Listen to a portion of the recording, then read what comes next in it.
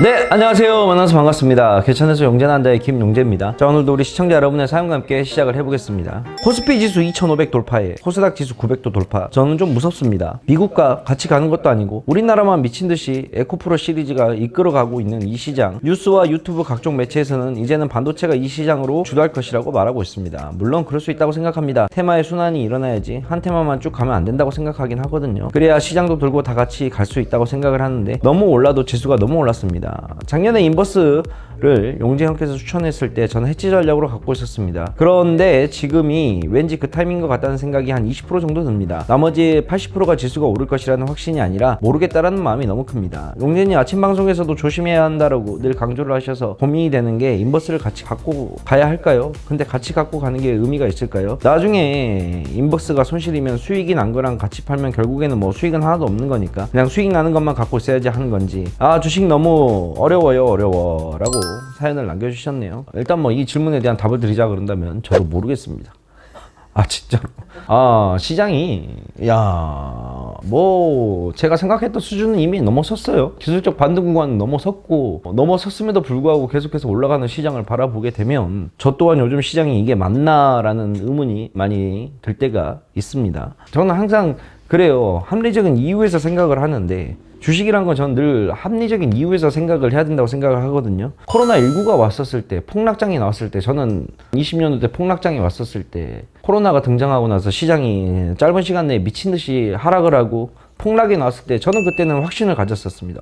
뭐 주식에서 100% 확신이 어디 있겠냐면은 그래도 높은 확률로 이렇게 빠진 시장은 빠른 시간 내에 회복이 나올 것이다. 빠르게 회복이 나올 것이고 더 시장에 탄력이 붙을 것이다 라고 생각을 했어요. 거기에 대한 이제 근거에 대한 이유는 뭐였냐면, 이거는 질병으로 인한 하락이었기 때문에, 질병으로 인한 하락은 결국은 질병이 치료가 되고, 제가 이제 그때 당시에도 코로나19 때도 봤을 거는 치사율을 봤었어요. 치사율. 이 병이 퍼졌을 때 사람이 얼마만큼 사망률에 이르게 되냐 하는데 치사율 자체가 그렇게 높은 편은 아니었었습니다. 그래서 결국은 이게 힘들긴 하겠지만 결국에는 이게 끌어올릴 것이다. 왜냐? 다시 정상 범위로 돌아올 것이다. 왜? 인류는 질병을 극복을 할 거니까. 예전에 스페인 독감이라고 했었을 때, 그때 스페인 독감 치사율이 엄청 높았던 걸로 아는데, 그때 당시는 뭐 의료 기술이 지금보다 훨씬 좋지 못했을 시절이니까 그랬는데 결국은 인류는 그거를 극복을 하고 지나왔단 말이에요. 한 역사의 사건으로 마무리가 됐을 뿐입니다. 근데 현대 이 의학 시대에서 치사율이 그렇게까지 나올 수 있을 것도 안 나왔을 뿐더러 될 수도 없는 일이고, 그래서 저는 이게 질병으로 인한 하락이기 때문에 다시 금방 극복이 될 것이다 라고 생각을 했었는데, 시장은 급등이 나왔었죠 결국은. 자, 그리고 나서 작년 한 해 동안 시장이 빠질 때도 예상은 했었습니다. 왜? 전 세계의 모든 나라들이 경기 확대 정책을 썼으니까 돈을 찍어내고 돈을 풀어내고 살면서, 여러분들도 뭐 제 나이 이제 41이지만 저보다 나이가 높으신 분들도 계시겠지만 평생 살면서 나라에서 돈 100만 원씩을 다 뿌리는 케이스 봤습니까?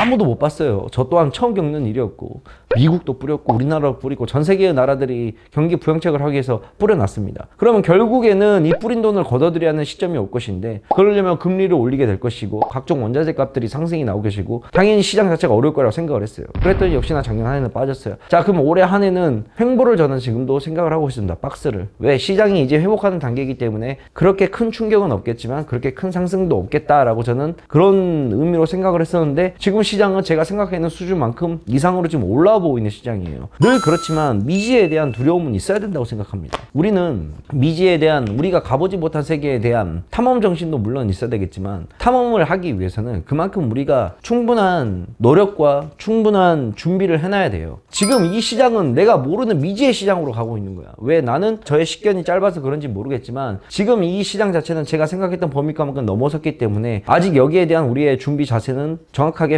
100% 되어 있지 않다라고 생각을 해요. 그럼 우리가 준비해야 될 건 뭐냐? 있는 돈 없는 돈 다 끌어서 영끌을 해가지고 이 주식시장에 다 때려박고 앞으로 상승장이 계속 나올 것이다, 지수가 계속 올라갈 것이다 생각을 해가지고 주식을 하는 것이 문제가 아니라, 언제든지 시장이 꺾일 수 있다는 생각을 가지고 내가 갖고 있는 것만큼만 해야 된다고 생각을 해요. 여러분, 예를 들어서 주식시장에 지금 하락장일 때는 현금화를 많이 해놔야 되고, 그 다음에 시장이 상승장일 때는 주식을 많이 갖고 있어야 되는 건데, 지금 시장은 많이 올라와 있는 고점이라고 생각을 하고 우리가 모르는 미지에 대한 구간으로 들어가는 구간이기 때문에 내가 언제든지 시장이 꺾여도 나에게 타격이 오지 않을 만큼의 현금을 갖고 있어야 된다는 거죠. 그래서 50대 50 정도로만 갖고 가는 게 맞지 않나라고 저는 생각을 해요. 그래서 내가 갖고 있는 주식이 또 50%야. 근데 시장이 올라갈 것 같아서 현금 50%를 여기다 다 쏟지 말고 내가 가진 범위 내에서만큼만 주식을 하는 게 맞다고 저는 생각을 해요. 앞으로 시장이 올라갈 것이냐 내려갈 것이냐 이거는 엄마가 좋냐 아빠가 좋냐라고 물어보는 거하고 똑같단 말이죠.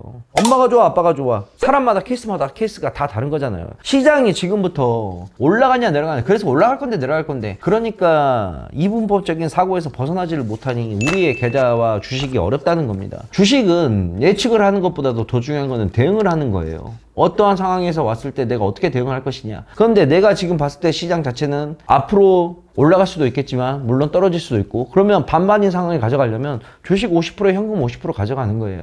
그래서 언제든지 혹시나 이상 신호가 발생했을 때 내 계좌를 내가 컨트롤하면서 내가 언제든지 종목들을 컷하고 현금화를 바로바로 시킬 수 있을 정도의 수익률과 손실률을 기록을 하고 있어야 된다는 거죠. 이해 가십니까? 그거를 여러분들께서 매일마다 체크를 해야 돼요. 앞으로 시장이 올라갈 것이냐 내려갈 것이냐 계속 그것만 연구해서는 지금 답이 없는 시장입니다. 그거는 답이 없어요. 절대 아무도 맞출 수가 없는 구간입니다. 맞춘다 그런다면 정말 훌륭한 사람이고 저는 훌륭한 사람은 못 되려고 봅니다. 그 정도까지의 저에게 찬밥은 없는 걸로 판단이 되고 저는 지금 제가 바라보는 시장은 내가 생각했던 것 이상만큼은 올라왔기 때문에 나 언제든지 리스크 관리를 해야 된다. 그래서 내가 갖고 있는 주식들만 잘 관리하고 무언가 종목을 계속 늘려나가고 현금을 소진하는 일은 없어야 된다라고 생각을 하고 있습니다. 그래서 시장이 언제든지 빠지더라도 내가 갖고 있는 주식을 언제든지 처분해서 현금화를 시킬 수 있을 정도의 능력은 있어야 된다고 보고 있으니까 그 부분을 우리 시청자 여러분들께서 잘 판단해가지고 매매를 한번 해보시길 바랍니다. 아시겠죠?